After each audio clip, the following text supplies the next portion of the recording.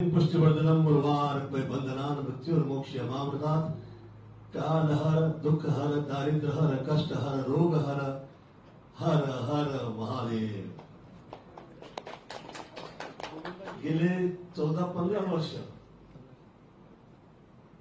मी हे दोन जे आईपासून मला मिळालेले हे जे मंत्र आहेत तेच म्हणून मी माझे कामं करत होती, कारण मी फिल्म लाईन व पॉलिटिक्स यापासून लांब झालो होतो। मला असं वाटतं की आपली जी कृपा झाली आहे, मी धन्यवाद तर देतोच, परंतु आपल्या वतीने मला मिळालेली ही जिम्मेदारी किंवा काम हे वफादारी व इमानदारीने मी वाजवेन व आर्ट अँड कल्चर हा जो सब्जेक्ट आहे मी सेवा प्रदान करेन। मी स्वतःला धन्य समजेल जर का तुम्ही ती जिम्मेदारी मला दिली आर्ट अँड कल्चरची, कारण वर्षानुवर्ष विरारपासून मी बाहेर पडलो आणि आज अख्ख्या जगात नाव झालंय जे, तर लोकांना पण असं वाटलं पाहिजे, कारण की महाराष्ट्राची ही जी भूमी आहे ही चंद्रकृपेची ही अशी एक स्थान भूमी आहे जिथं हे जगात जगबगणारे सगळे जे सितारे आहेत ते त्याला जन्म देणारे हे स्थान जे आहे संतांची भूमी आहे। आणि आपल्या देशात चित्रपट असो किंवा चित्रकूट असो जे काही आहे ते आर्ट अँड कल्चर ला कसं काय ते सरस्वतीच्या कृपेनं अख्ख्या जगात जे आहे आज आहे। आणि त्यात मला असं वाटतं की फार वर्षापूर्वी मी हे लाभवत तर नाही ना,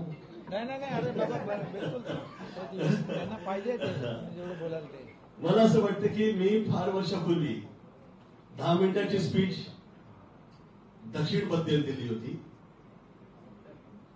आज पुन्हा ही 10 मिनिटाची स्पीच जी आहे आईच्या कृपेनं देवाच्या कृपेनं ही स्पीच नसून न होता ती सत्य व्हावी अशी मी प्रार्थना करतो। कारण फिल्म सिटी हे जे आर्ट अँड कल्चरची ही जी जागा आहे ही जगात असल्या स्तरावर जाऊन पोहोचू शकते जे जगातली सगळ्यात Mumbai is the modern city आणि त्यातली जगातली जास्तीत जास्त मॉडर्न प्लेस जो काही असू शकतो इन फ्युचर, मला असं वाटतं त्याची फिल्म सिटी ती मॉडर्न तर आहेच। फार फार वर्ष झाले आम्ही जी मुंबई बघायचो ती सुरुवातीला त्यापासून आता जास्त सुंदर दिसते, प्रोग्रेस दिसतोय। आणि हा जो सौंदर्यीकरणचा सब्जेक्ट आहे हा आदरणीय एकनाथ साहेब आले तेव्हापासून मुंबईमध्ये जास्त हा दिसतोय। हवा असो, रस्ते असो क्लीन आहे, कामं जी आहेत सौंदर्यीकरणची असो किंवा जी प्रोग्रेसची असो ते सुरुवात झाली आहे। मला असं वाटतं की माझ्यावर जी वर्षानुवर्ष ही जी शिवकृपा राहिली, शिवाजींची कृपा राहिली किंवा आदरणीय बाळासाहेब ठाकरेंची माझ्यावर कृपा राहिली, मी ते माझ्या आई वडिलांचे चांगले संबंध होते त्यांच्याबरोबर आणि कधी असं वाटलं नव्हतं की मी अशा या रीतीनं जुळेल, परंतु ही कृपाच आहे। आणि जास्त मोठे मोठे शब्द न सांगता मी धन्यवाद देतो की मैं हिंदी में किती वर्षानंतर मी मराठीत यामुळे कधीच एवढी स्पीच मैं बहुत बहुत धन्यवाद देता हूं आदरणीय एकनाथ जी का। मेरे साथ में मित्रगण यहाँ पे आए हुए हैं, मैं आप सब लोगों का धन्यवाद देता हूँ। जो लोग यहाँ पे पत्रकार वर्ग से आए हैं, आप सभी का धन्यवाद देता हूँ और ईश्वर से प्रार्थना करता हूँ कि जो काम मुझे मिलेगा मैं ईमानदारी के साथ वो काम कर पाऊँ, ऐसे भाई के चरणों में मेरी प्रार्थना है। और जो मैंने मराठी में कहे हैं आपको उसको हिंदी में आप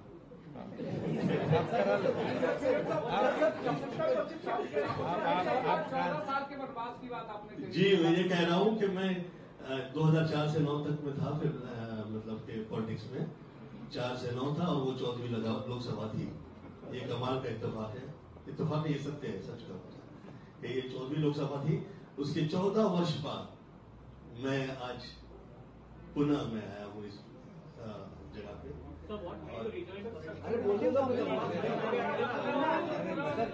पुनः आया हूँ यहाँ पे और मैं उम्मीद करता हूँ कि जो आप जो काम कर रहे हैं, चाहे सौंदर्यीकरण के हो, चाहे प्रोग्रेस के हो, चाहे जो इंफ्रास्ट्रक्चर के विषय के हो, वो तो हो ही रहे हैं, वो आप सब देख रहे हैं। मुझे ऐसा लगता है कि जो अभी इससे पहले कभी देखा नहीं।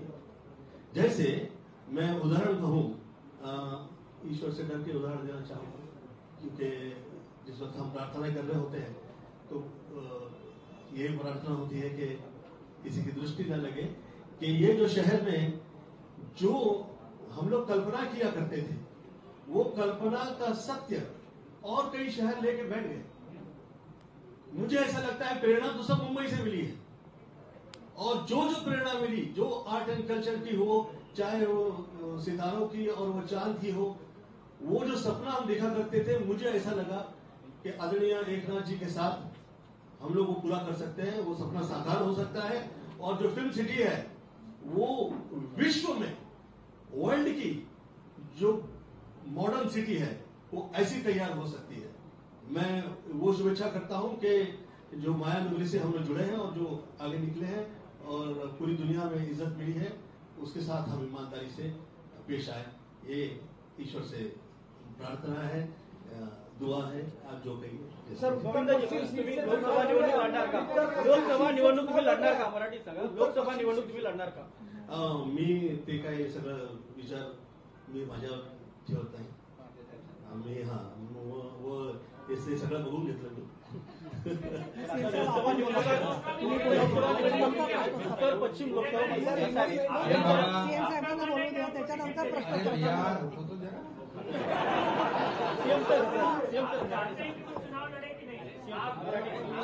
आज पहिलं तर मी आपल्या सगळ्यांना पुन्हा एकदा शुभेच्छा देतो आणि गोविंदाजी तुम्हालाही शुभेच्छा देतो।